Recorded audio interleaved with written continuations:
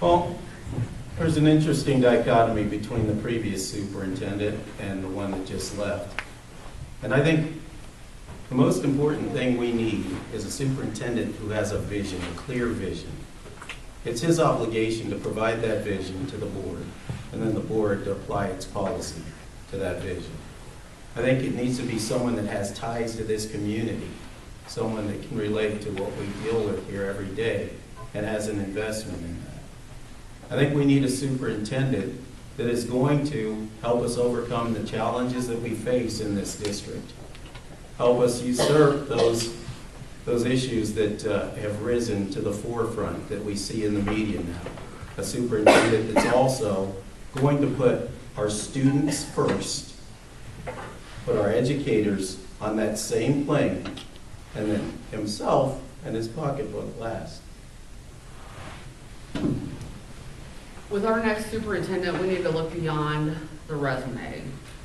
We need to look at their track record, their proven successes, whether they have teacher retention, whether they have fostered a collegial environment among their administration and among the teachers and the parents and the communities. And we need someone who has shown collaboration with our cities and our communities, our teachers, and our legislature.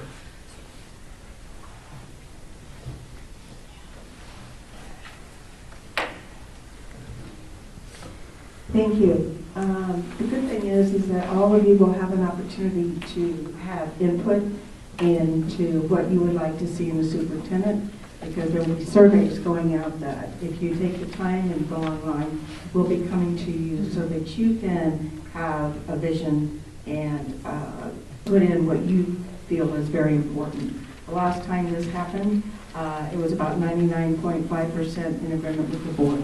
I'm looking at honesty, integrity, excellent communicator, collaborator.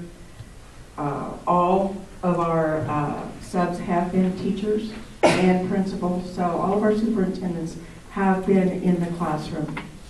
Understands financial needs and understands curriculum, and also what happens with special ed as far as federal and local government is concerned.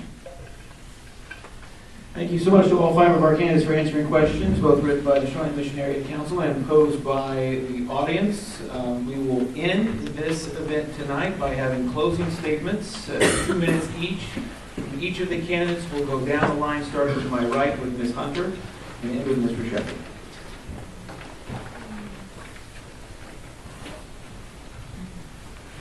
This is a board.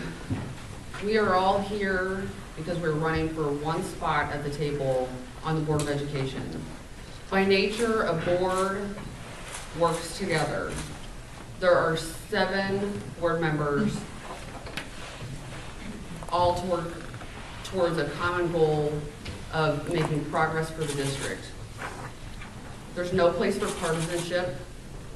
There's no place for conflicts of interest. I'm not partisan. As many of you in this room know, when I was considering running for this spot, and since I filed, I have reached out to all of our board members. I have reached out to local leaders. I have reached out to businesses, parents, teachers, because I am a collaborator by nature. I am interested in what other people's issues are so that I can advocate for those issues as a member of this board. I don't have a conflict of interest. This board needs someone who is nonpartisan and doesn't have a conflict, that can advocate and collaborate to move this school district forward. After today, I encourage you to reach out to me if you have any questions. I'm always open to questions. I meet people for coffee. I have calls. Feel free to reach out to me at any time. I ask for your vote on August 1st. I am a collaborator. I'm a census builder. Yes, I am a legislator. But what that gives me is insight as to what challenges are before us. I come to you and ask for your support on August the 1st. Anyone coming to this board cannot have an agenda. You are one of 7. 5 area high school people and 2 at-large members. It takes 4 to get anything passed. No different than the legislature, which takes 63. You can go in with a lot of ideas, but if you don't have the votes, it doesn't work. I have been involved in education with this board for 20 years, actually 33 years if you put in the advisory board, which was created because we were a little stubborn being unified. We have come a long way, but we've got a long way to go. And I have watched some of the facial expressions in this audience tonight while answering questions, and the smiles or I don't believe that. Please contact me because I'd love to give you the facts. I'd love to send you the information that might help answer some questions, because if I can't answer them, then I have a problem. And I believe that in working together, there are 7 people here that have the best interest in all children in their mind. It's nonpartisan. It's about doing what's right for the kids. Thank you.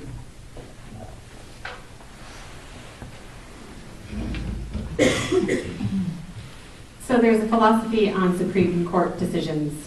When a decision is completely unanimous, that's an exercise of power. And when there is a dissent, that is a call to our better judgment. There is a time and a place for appropriate and respectful dissent, and I am delighted frequently to be the dissenting voice.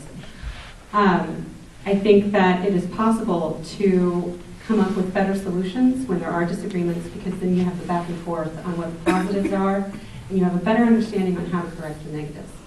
And so I think that maybe consensus isn't necessarily the issue that this particular board faces. I think perhaps it's a lack of dialogue, and I would like to invite everyone to dialogue with us. Thank you. Like I said, I have over 10 years solid leadership experience in community-based boards and committees. Currently, I'm on the City of Prairie Village Environmental Recycling Committee, Education and Steering Committee, and the Community Forum Committees coming up here in October. I'm a past interim treasurer, director of communications, and member of the Oak Park Homes Association. And I participated in the Johnson County Solid Waste Study as well as the Vision Metcalf study. And the thing is, I'm just one person, right? I'm one parent of a child in the district. I'm one Kansan. And my goal in the at-large school board position is to bring together all of the different areas and all of the people so we can understand what's important and people know what we're doing to have two-way feedback. We need to have a vision. There's not a clear vision in this district, and has not been, other than we just keep doing what we've always done. We'll always get what we've always got, right? And it's not bad. But we need a clear vision. It needs to start with the public, the community, the educators, and that vision is what we go to these candidates and say, how are you going to do this for us? We can't let them tell us how to run our district, okay? We got to hire people that are going to do the things that we want. And that's how I see it. I'm the only one that really does not have an agenda. I'm the only candidate that reached out to the Director of Security and law enforcement and police departments in this area and talked about issues of collaboration. I'm the only one that went to Hispanic community leaders and asked them, what do you think? What do we need to do? So I know I've got their vote, but again, this is a low turnout primary coming up. Tell everyone you know, please vote August 1st.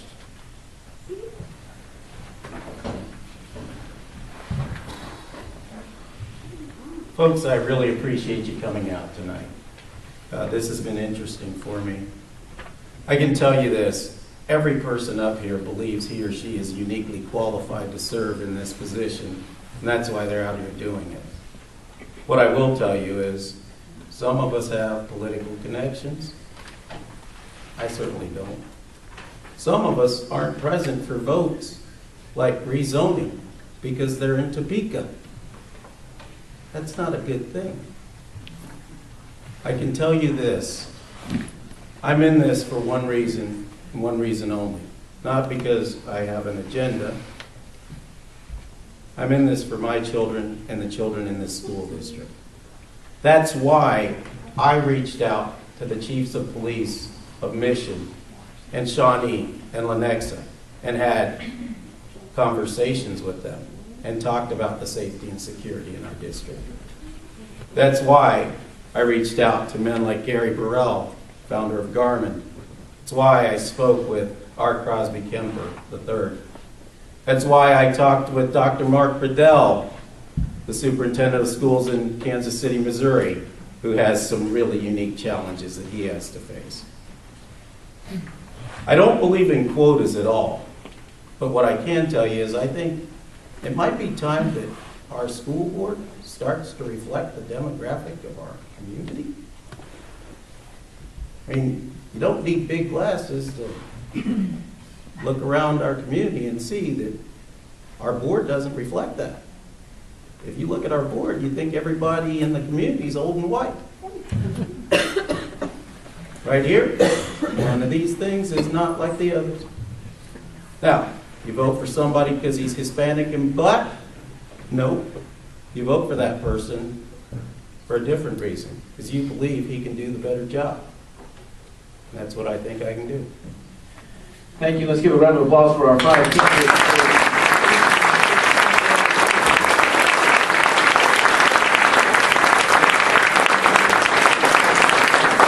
Thank you so much for being such an active audience on July 5th.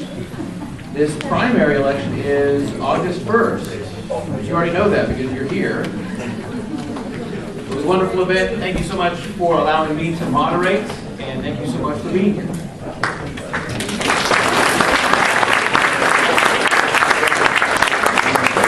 A couple of quick announcements and we'll let you get out. Number one, thank you.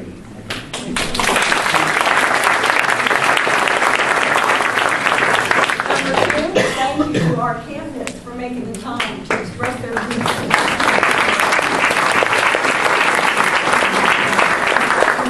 Number three, thank you all for caring enough to be here. One quick thing, PTA has signs that say support public schools and vote. They are nonpartisan, and you are welcome to take one with you. And the other thing is, remember, PTA votes. Thank you. Good night.